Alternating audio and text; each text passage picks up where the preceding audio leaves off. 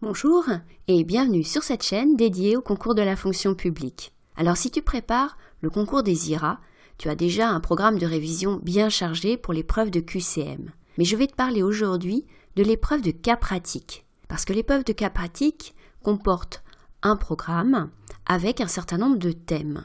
Au-delà de ces thèmes, ce qu'il faut travailler absolument pour réussir l'épreuve de cas pratique, ce sont des idées, des réflexions en cours sur la façon de mener une politique publique. Eh bien oui, l'épreuve de cas pratique, c'est d'abord une réflexion sur la façon dont on prend des mesures, dont on les applique au niveau national, mais surtout dans un contexte très particulier qui te sera décrit dans le sujet et qui est un contexte territorial. Alors dans le dossier, tu vas trouver des mots-clés qu'il ne faudra pas rater. Je vais te les citer ici, te les présenter brièvement, te mettre également des ressources en description de ce podcast pour que tu puisses t'y référer. Et enfin, je te donnerai quelques idées de sujets possibles, mais bien sûr, ce ne sont que des idées, ça ne peut pas être le sujet qui va tomber exactement, ce serait trop beau, mais en tout cas, des sujets d'actualité sur lesquels ce serait peut-être pas mal de faire une petite fiche.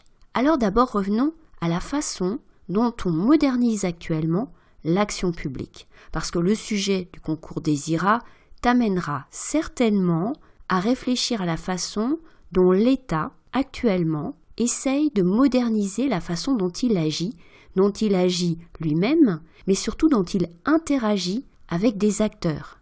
Ces premiers acteurs, c'est d'abord les acteurs des territoires. Et cette territorialisation de l'action publique, c'est un point essentiel. Qu'est-ce que ça veut dire ?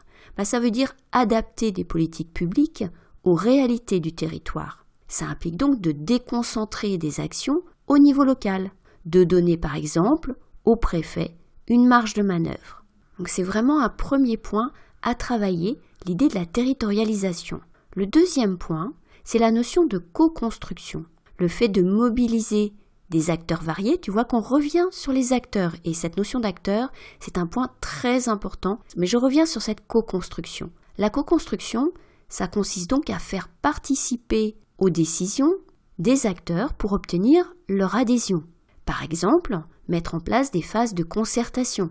Ça peut aller jusqu'au référendum. Mais on peut aussi organiser au niveau local une concertation pour obtenir la confiance des citoyens. Obtenir la confiance des citoyens et obtenir leur adhésion, ça passe aussi par une politique de communication.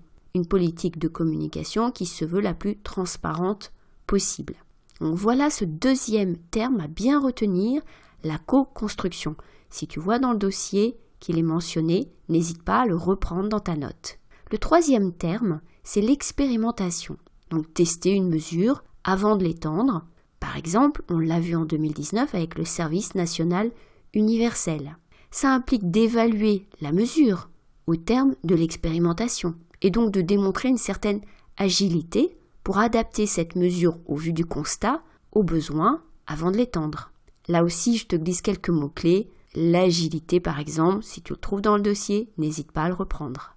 Mon quatrième point, c'est le travail en mode projet. Alors le mode projet, on en a l'habitude dans les services informatiques, bien sûr, mais ça dépasse largement le champ de l'informatique. Ça peut s'étendre à tous les domaines de l'action publique dans lesquels on se fixe un objectif. Dans le temps, on va fixer des jalons, on va fixer un pilotage, un mode de fonctionnement. Alors pour voir exactement ce que recouvre cette notion de mode projet, je te conseille d'aller voir un document édité par la DGAFP sur la diffusion de la culture du mode projet dans la fonction publique. Je te mets là aussi le lien en description de ce podcast. Donc si tu trouves dans le dossier l'idée de travailler en mode projet, eh bien surtout, n'hésite pas à la reprendre dans ta note. D'ailleurs, si tu vas voir le sujet qui a été annulé lors de la première session 2020 du concours, après la réforme, tu trouveras dans le dossier cette mention du mode projet. Et dans le sujet, on te demande de faire des propositions sur un mode opératoire, un terme qui n'est pas très courant. Mais en fait, les correcteurs cherchaient à faire dire aux candidats qu'il fallait mettre en place un mode projet. Simplement, évidemment, on ne leur donnait pas le mot-clé. Dans le dossier, on avait bien la notion de mode projet. Mon cinquième point, c'est la contractualisation. Alors la contractualisation, c'est un terme qu'on va surtout employer dans le secteur financier et par exemple, qui va décrire la façon dont travaillent l'État et les collectivités territoriales, par exemple au travers des contrats de plan État-région, ou les contrats entre l'État et les collectivités territoriales pour la maîtrise des dépenses de fonctionnement. Donc là, c'est un terme un peu plus spécialisé et sur la façon dont l'État fixe des objectifs et conditionne un certain nombre de ressources à l'atteinte de ces objectifs. Le dernier terme sur la politique publique qu'il faut retenir, c'est la simplification. Les efforts actuels faits par l'État pour simplifier les démarches, mais aussi pour faciliter la mise en œuvre d'initiatives, par exemple par la mise en place de plateformes numériques qui permettent aux acteurs de se rencontrer et d'échanger. Donc voilà 6 termes à retenir: la territorialisation, la co-construction, l'expérimentation, le travail en mode projet, la contractualisation et la simplification. Autant de termes qui peuvent décrire des façons de travailler, de mettre en place une politique publique que tu peux trouver dans le dossier et qu'il faut retenir et mettre en évidence dans ta note. Alors je te l'ai promis, je vais quand même te citer quelques thèmes plus précis qui pourraient faire l'objet de sujets au concours des IRA pour cette épreuve de cas pratique. Alors, je ne peux pas tous les citer bien sûr, mais je vais mettre l'accent sur 2 thèmes qui me paraissent vraiment importants. Le premier thème, c'est le thème de l'inclusion. On peut avoir par exemple des sujets sur les politiques en faveur des personnes handicapées, la lutte contre la fracture numérique ou la lutte contre la fracture territoriale. Par exemple, l'accès aux services publics avec le réseau France Service. Donc ce terme d'inclusion, là aussi c'est un mot-clé, il ne faut pas le rater. Et il peut recouvrir un certain nombre de sujets, je t'en ai cité 3, mais il y en a bien sûr bien plus. Le deuxième thème d'actualité qui me paraît très important, c'est l'innovation. Tous les programmes visant à favoriser les initiatives, l'innovation, pour soutenir les acteurs comme les startups, mais aussi pour développer des lieux favorables à l'innovation. Par exemple, on pourrait imaginer un sujet sur les tiers-lieux.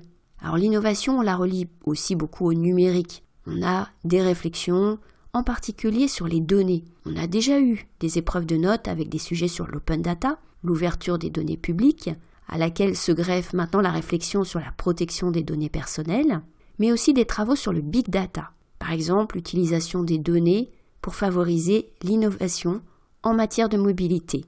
Alors là, tu te dis, oh là là, mais comment je vais noter tout ça? Ne t'inquiète pas, tu vas retrouver ces termes et tu vas retrouver bien sûr aussi des ressources sur ces différents sujets en description de ce podcast. Tu trouveras également en description un lien vers une formation que je te propose pour acquérir la méthodologie du cas pratique. J'y présente les principes de l'épreuve et je les illustre par 3 sujets pour lesquels je te fournis un corrigé type, mais également des conseils de méthode pour bien te montrer les différentes étapes qui partent bien sûr du sujet, du dossier, vers une note bien construite, bien argumentée, avec également des annexes, puisque là, dans cette épreuve, on a des annexes à rédiger. Et tu trouveras également dans cette formation un corrigé de l'épreuve de cas pratique dont je t'ai parlé tout à l'heure, la fameuse épreuve qui a été annulée lors de la session du printemps 2020. Alors, j'espère que ces différents éléments t'aideront à te préparer pour cette épreuve de cas pratique. N'hésite pas à aller écouter sur cette même chaîne d'autres podcasts sur la méthodologie du cas pratique. Je les ai rassemblés dans une playlist pour que tu puisses plus facilement les retrouver. J'espère que ce podcast t'a intéressé.